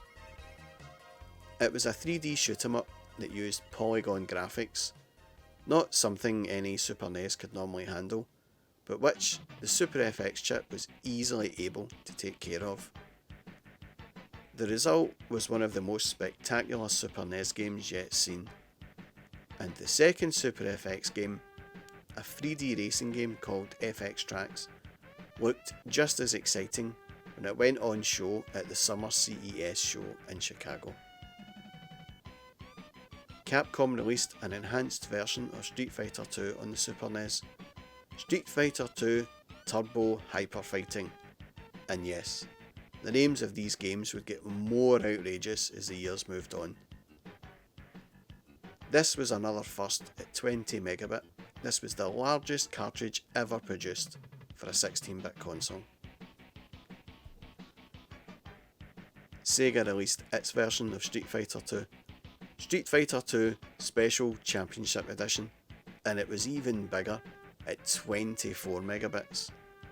And so began the endless battle of Nintendo versus Sega in schoolyards up and down the country again. Now it seemed as if Sega was able to strike back at Nintendo with an even bigger blow. Sega had its own game-enhancing add-ons as well. There was the Mega CD, of course, which was launched in April to a fairly ambivalent reception, and later in the year, Sega announced that it would be incorporating the Sega Virtual Processor chip into a Mega Drive conversion of Virtua Racing. This was a conversion of Sega's groundbreaking driving coin-op, which used vector graphics to generate the cars and scenery. Again, these types of graphics were not the Mega Drive's forte, but with the aid of the DSP chip, could easily generate a reasonably fast facsimile of the arcade game. The lack of decent titles appearing on a Mega Drive and the ever-increasing price of games on both consoles prompted me to focus collecting games for one machine, and that one machine was the Super NES. And so, after 3 years, I packed my Mega Drive away. But this also made sure I would not be tempted to waste my money on a Mega CD. The Mega CD, priced at a hefty £279, was not looking as useful, and the anticipated cascade of Super NES style sprite manipulating games and video packed adventures did not appear. Or at least, they did appear, but very few of them were worth anyone's time. Batman Returns was one of the few, and it featured a remarkable 3D driving section which made excellent use of the Mega CD's sprite scaling hardware. There was also an almost arcade-perfect conversion of Capcom's Final Fight, which suffered none of the limitations of the Super NES version, although by this time it was not the freshest of games. Core Design were the only developers to really make good use of the hardware, and it was to turn out excellent 3D arcade games, the first one being a terrifically impressive helicopter shoot 'em up called Thunderhawk. Sega experimented with new forms of console entertainment, such as the Make My Video series, which played slices of music videos by artists such as INXS and Criss Cross, and allowed the player to mix scenes together to create the ultimate pop promo.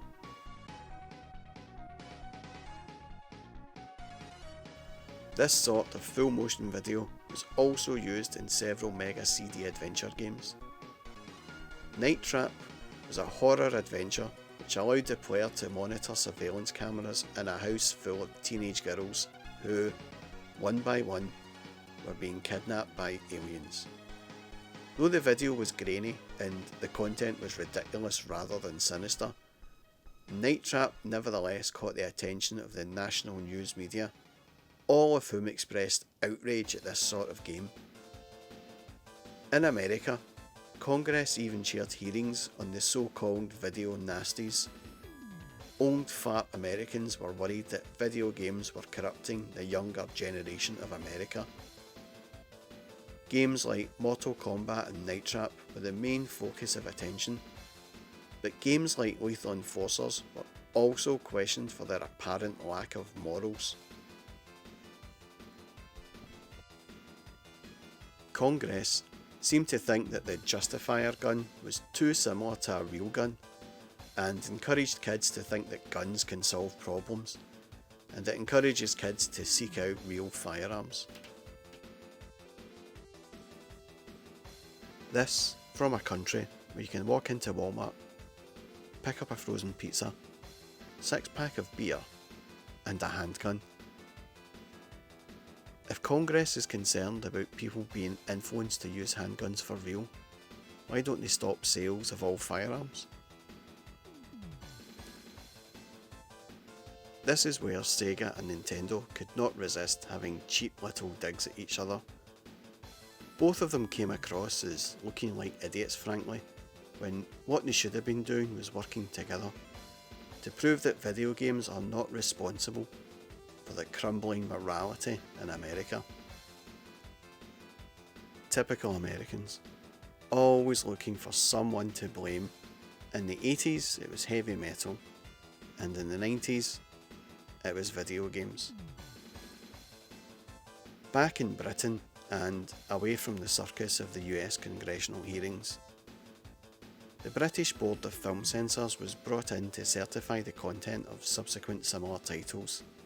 As ever, having a certification label on a game only served to attract customers rather than warding them off. The notion that putting advisories onto games would deter people from buying these so-called video nasties was not very well conceived.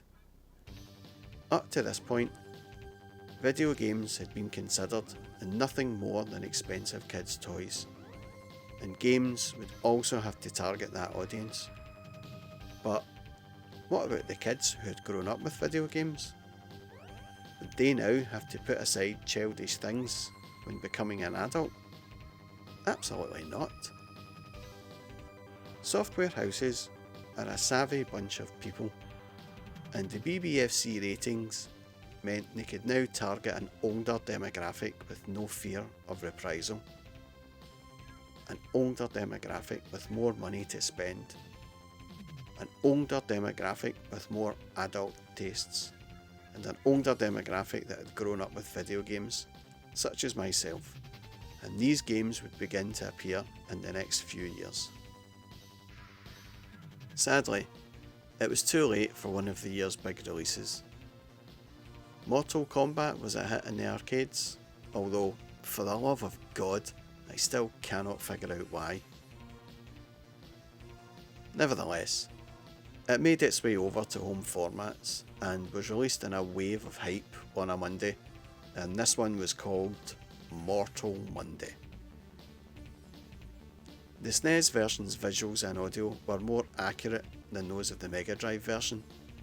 It did feature changes made to the gameplay, and due to Nintendo's family-friendly policy, the blood was replaced with sweat, and most of the fatalities were replaced with less violent finishing moves. On the Mega Drive version, the blood and uncensored fatalities were available via a cheat code. Super Nintendo owners, me being one, were ridiculed by Mega Drive owners for the sanitised version of Mortal Kombat. To be honest, I didn't bother too much at all. This was a game that wasn't all that good, and if the only redeeming feature was the gore, well, that made no difference to the gameplay.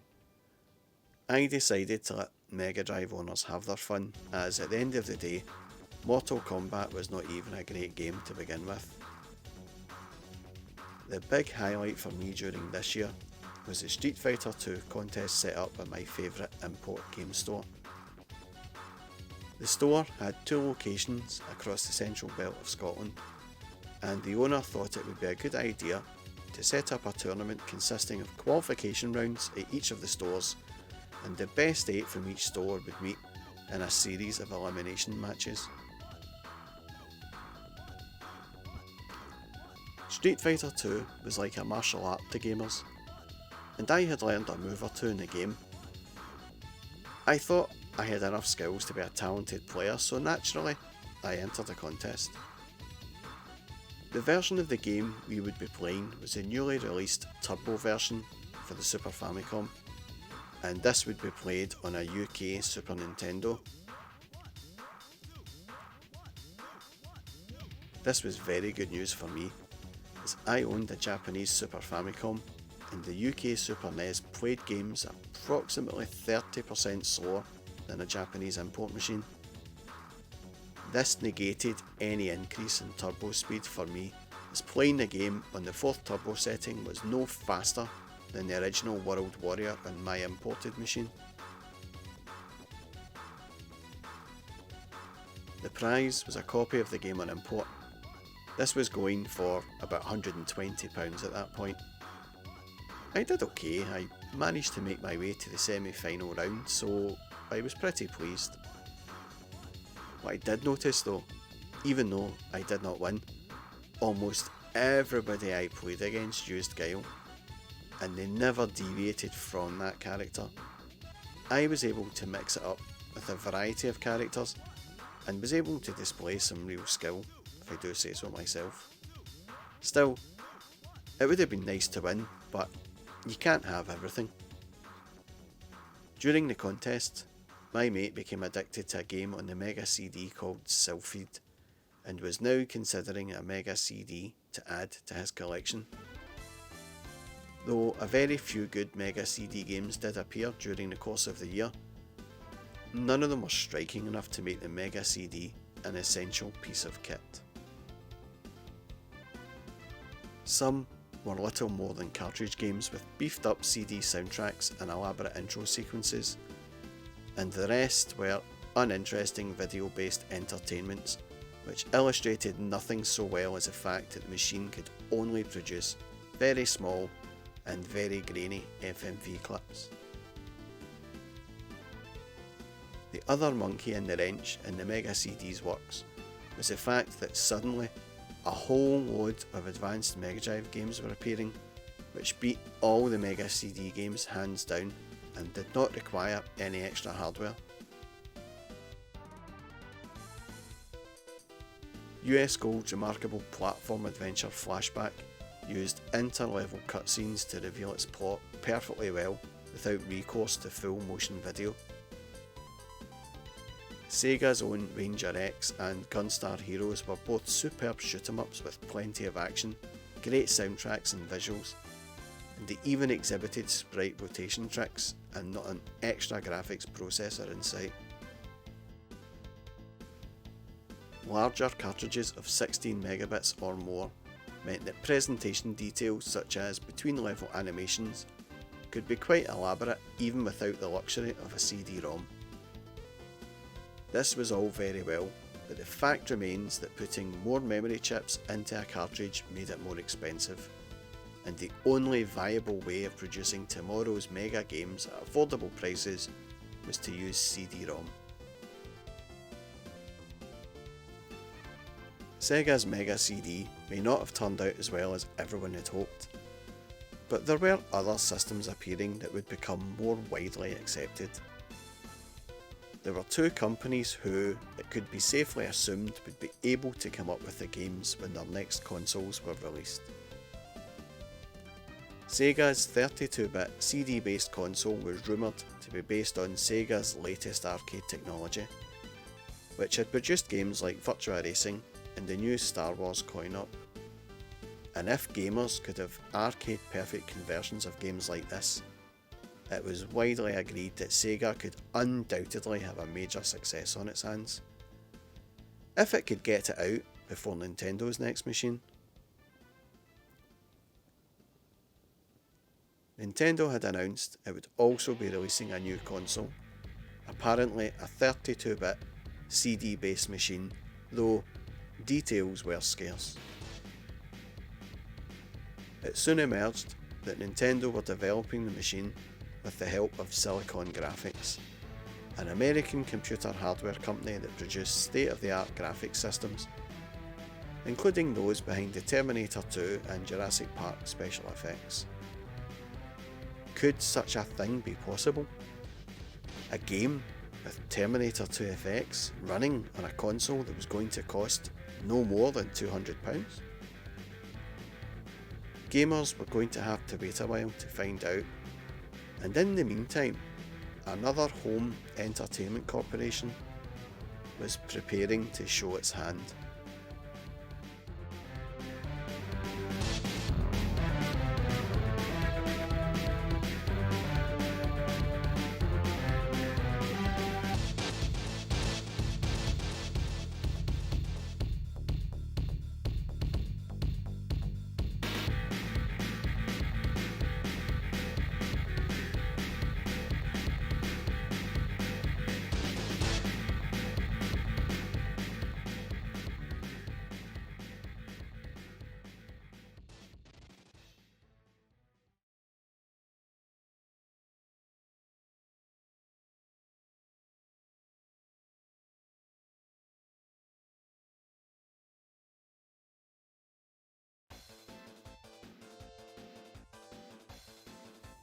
At the start of 1994, I was entering my final few months of high school.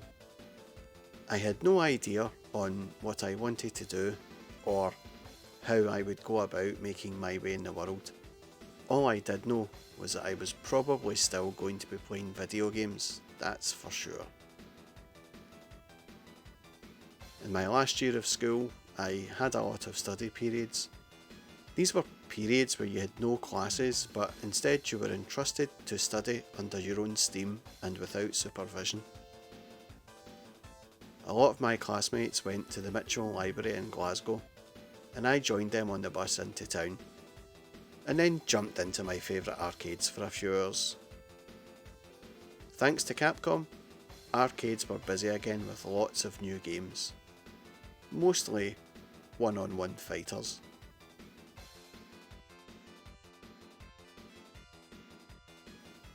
SNK had tried throwing mud at the one-on-one fighter wall to see if anything would stick.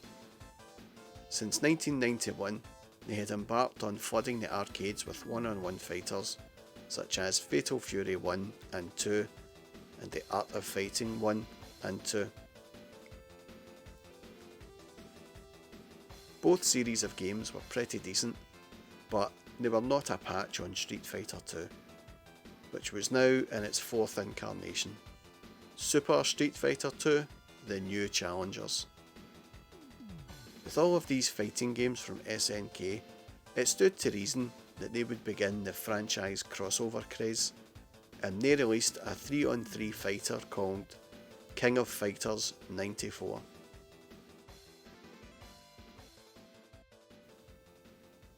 This was a game where you picked a team of 3 fighters from different SNK fighters and proceeded to beat the holy hell out of each team member until there was no one left. It was certainly enjoyable, and I really enjoyed this new format of fighting game. But SNK were to release possibly the best rival to Capcom Street Fighter in the form of Samurai Showdown. Samurai Showdown was a one-on-one fighter set in the time of feudal Japan and had a whole range of fighters armed with swords and knives. The fighting was more slow and methodical, not as fast-paced as some other fighting games, but the action was crazy addictive and very satisfying. A very challenging fighter, it proved to be a very popular machine and a real money-making franchise for SNK. In between Street Fighter and Samurai Showdown, there was Golden Axe 2. This was released back in 1992, but with all the hype surrounding Street Fighter, I never noticed it until now. The game was a complete rework and had very little in common with the original, apart from the cameo by Gilius Thunderhead and the return of Death Adder. The visuals on this game were very striking, the sound was outstanding and the gameplay was every bit as addictive as the original. It was strange how I had never even heard of it coming out on the Mega Drive or even the Mega CD, and in actual fact it never appeared on any home system at all. The only way I know of to play this game is in the arcades or on emulation. A real shame, as if Sega had decided to port it to a home format, they would surely have cleaned house.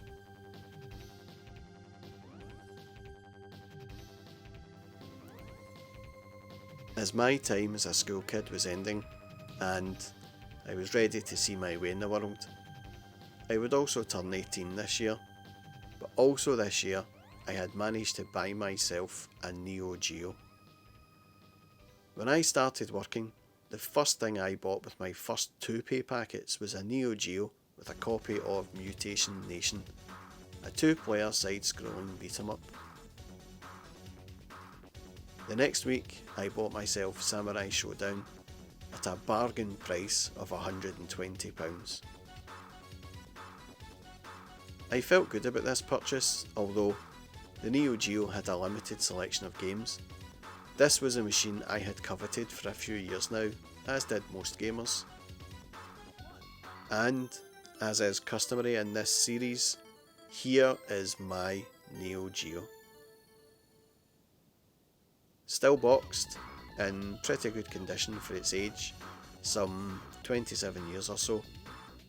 It's all there: joystick, memory card, manuals, and here is the serial number. This is the big thing with Neo Geo collectors. Show me your numbers. Let's at this time do a comparison of the boxes. Here we have the Neo Geo, Mega Drive, and Super Famicom and Super Nintendo boxes. Now, let's have a look at the cartridges, and we can clearly see the Neo Geo cartridge dwarfs all others. It's amazing just how small the Mega Drive cartridges are. They are really tiny in stature. The SNES ones are not much bigger really, but the Neo Geo ones are absolutely massive. The real surprise here is that the Mega Drive cartridge board appears to be wider than the Super NES one. As you can see, the Neo Geo has 2 boards. Make no mistakes, these cartridges were absolutely huge. But it all adds to the mystique about the Neo Geo. I never knew anyone else that had a Neo Geo, and this was a machine that has now taken pride of place in my collection.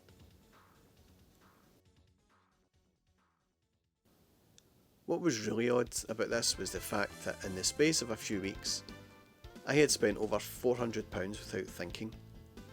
Previously, I would have had to have saved up for months to get that kind of cash. Now, here I am, a kid still only young at this point, and I'm spending upwards of a ton on games. And it felt good.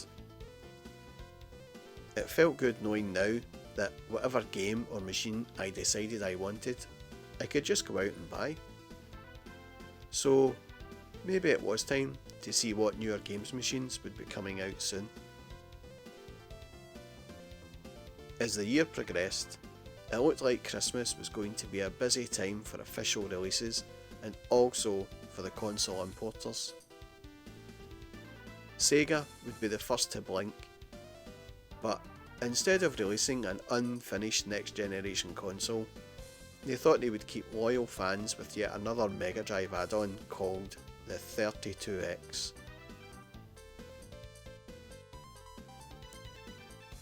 This £150 plug-in module boosted the Mega Drive's graphics and processing power so that it could handle more advanced, but sub-next gen games. The first 32X games, such as the conversions of Sega's Star Wars and Virtua Racing Coin Ops, were okay, but nothing special, and Mega Drive owners who had been stung with a Mega CD were very wary of the 32X. Would it turn a Mega Drive and Mega CD combo into a Sega Saturn? No. Would it significantly enhance Mega Drive players' gaming experience? Don't think so. Would it have any software support a year after its release? Not a chance.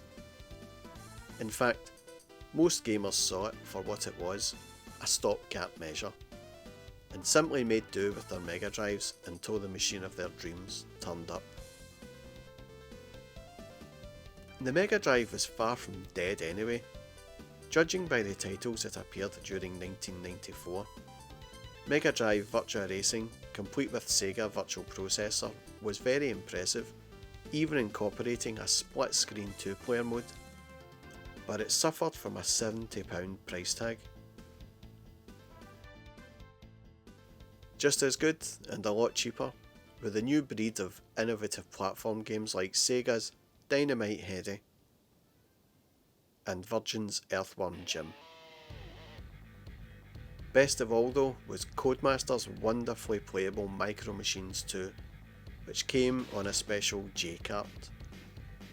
These cartridges contained 2 extra joypad connectors, so 4 players could race against each other without the need for any additional hardware. The one area where Sega still could do little wrong was in the arcades. In 1993, Sega released a whole slew of excellent arcade games, such as Daytona USA and Virtua Fighter.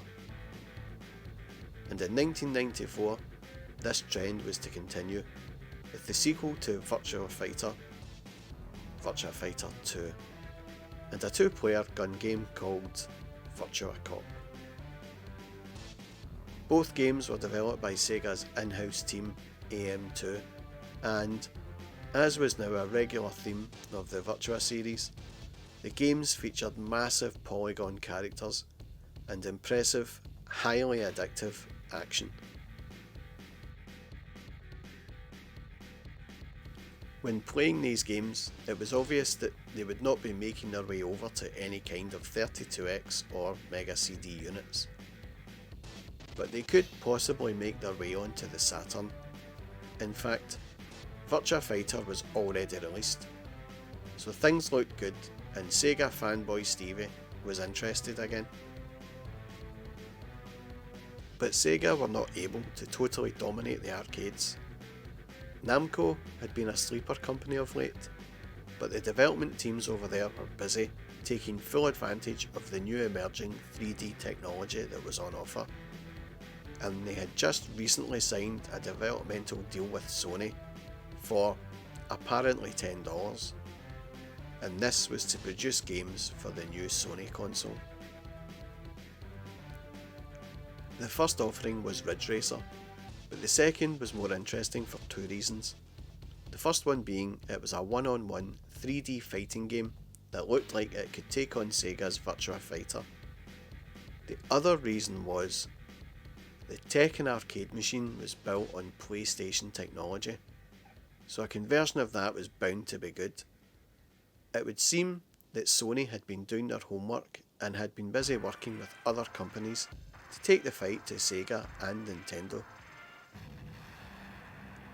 Nintendo developers were also doing their best to make the most of the Super NES hardware.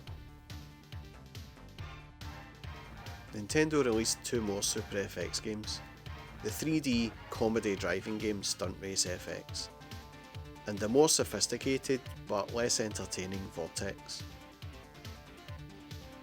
Ubisoft had a Mario Kart-like 3D go-kart game called Street Racer, which used an amazing split-screen technique to let up to 4 players compete simultaneously. Surprisingly, Nintendo's big Christmas game did not feature any mustachioed plumbers, but it did star his old nemesis. Donkey Kong Country, programmed by Rare, featured spectacular pre-rendered graphics and the biggest Super NES cartridge yet. Another long-running rumour had it that Nintendo was developing a colour Game Boy, but all that appeared was the £50 Super Game Boy, a plug-in adapter which allowed Super NES owners to run Game Boy games. A bit of a strange concept, but it did increase the Super NES software library by several hundred titles. Though consoles did dominate the playing public's interest during 1994, the PC was also making its presence felt, and very significantly too. There were classic strategy games such as Bullfrog's Theme Park, Maxis SimCity 2000, and Microprose's Colonization. There were classic role-playing games like LucasArts' TIE Fighter and Origin's multi-CD epic Wing Commander 3. There was Bullfrog's marvellous Magic Carpet, and of course, there was Doom. During 1994, the American developer ID Software had become rather well known for a neat PC game that was doing the rounds as shareware. Wolfenstein 3D was a 3D maze shoot-em-up in which you played an American prisoner of war trying to break out of a Nazi stronghold, grabbing weapons and sustenance and gunning down any stormtroopers that got in your way. It was noted for its fast 3D graphics that made the most of the limited PC hardware of the day, and also for its unashamedly bloody graphics. Doom was ID's next step along the road to hot lead mayhem. This time you were cast as a lone space marine, out to rid the moons of Mars from an invasion of demons. The plot was not as important as the staggering realism of your surroundings. Texture-mapped, polygon graphics were used to create vast complexes of granite-hewn corridors, dimly lit staircases, and secret chambers, all crawling with zombie troopers and hideous behemoths from Hades, all clamouring for your soul. Playing Doom could be a genuinely scary experience, but also a fairly exhilarating one, because you were given a range of mighty weapons to see off these armies of the undead. Shotguns, chainsaws, miniguns, rocket launchers, and even a ray gun that disintegrated every fleshy object in sight. The only thing better than destroying droves of demons was blasting your buddies over a network. And systems managers and offices all over the world were driven crazy by surreptitious Doom deathmatches, slowing the computer systems down to an absolute crawl. After inducing shotgun mania in PC owners, this game would end up being converted to any machine that could handle the complex graphics, as well as inspiring far too many inferior clones. Doom was another game that extended the reach of video games beyond their traditional teenage boy market and roped in all sorts of players. Some players even got about to modifying the code to replace the demons with stormtroopers from Star Wars, and the corridors were modified to resemble hallways aboard the Death Star. Ingenious! Doom also set a whole new standard for shoot-em-ups generally, and it proved that, with hardware prices coming down and software standards matching the best of the super consoles, the PC was just as ready to make gaming history as the consoles were. For the first time, it appeared that the home computer market, expensive as it was, could compete alongside the dedicated games machines. The next few years would prove to be very interesting indeed. When Sony finally unveiled the PlayStation in June, some gamers were almost surprised to see how impressive it was. Sega and Nintendo had a proven track record with consoles, so their efforts were bound to be interesting. But Sony had no experience in this market, except perhaps for the old Sony Hitbit MSX computer, and some pundits had been sneering at the way it was buying its way into the video games business. What had emerged from Sony's R&D labs was a mighty powerful piece of kit. The 32-bit RISC processor and double-speed CD-ROM drive were not unexpected, but the specification of the PlayStation's graphics engine gave it the potential to be the most powerful games machine around. Sega and Nintendo, neither of whom had released their new machines yet, reappraised their own designs in the light of the PlayStations. Sega hurriedly boosted the power of the Saturn's graphics engine. Nintendo, which probably did not want to get its hands dirty in a three-way slugging match with yet another 32-bit CD-based console, announced that Project Reality would be a 64-bit machine which used cartridges. With the challengers now lined up, it only remained to see which of them would release the first machine. Nintendo stated that it would not have a machine ready before the end of 1995. So it was up to Sony and Sega to get their feet in the door first and reap the benefits of a year's head start.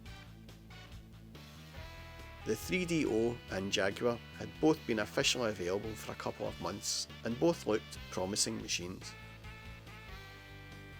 By this time, the 3DO looked like it was acquiring some quality software, including conversions of Electronic Arts Road Rash, John Madden Football, and FIFA Soccer, all with superb 3D graphics.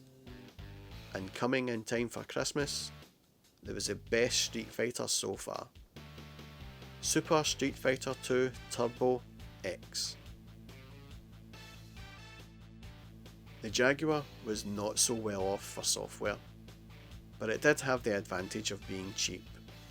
At £229, it was £170 cheaper than the 3DO, and it did have Tempest 2000 and the exciting looking Alien vs Predator.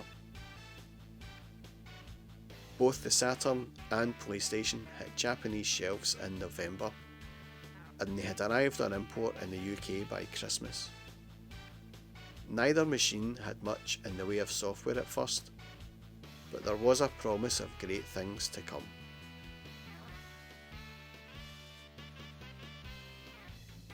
Sega showed off the first Mega game, namely its conversion of Virtua Fighter, programmed by arcade coders AM2. And there was a Saturn version of Sega's latest arcade driving sensation, Daytona USA, coming in 1995. The big name in the PlayStation's catalogue was Ridge Racer, a translation of a flashy Namco driving game, which was good but did not quite have the cred of Daytona at the time. There was also a 3D beat-em-up called Toshinden, which, though unheard of, looked like it could be even better than the Saturn version of Virtua Fighter. When I seen these machines in my local import store, the Saturn was running Daytona USA and the PlayStation was running Ridge Racer. Both of them looked impressive, with an equally impressive high price tag. The importer was asking for £1,000 each. This was way too much, even for me. I decided I would wait it out. Besides, I no longer desired to be the first kid on the block with one, mainly because I was no longer a kid. And the other reason was that video games were still viewed by many as toys, so a more mature me would wait till the official release. But who would be first? And what machine should I upgrade to? Little did I know at the time, but one of those two machines would change the gaming landscape forever and take video games out of kids' bedrooms and place them firmly into living rooms and student flats up and down the land. The question is, which one would it be?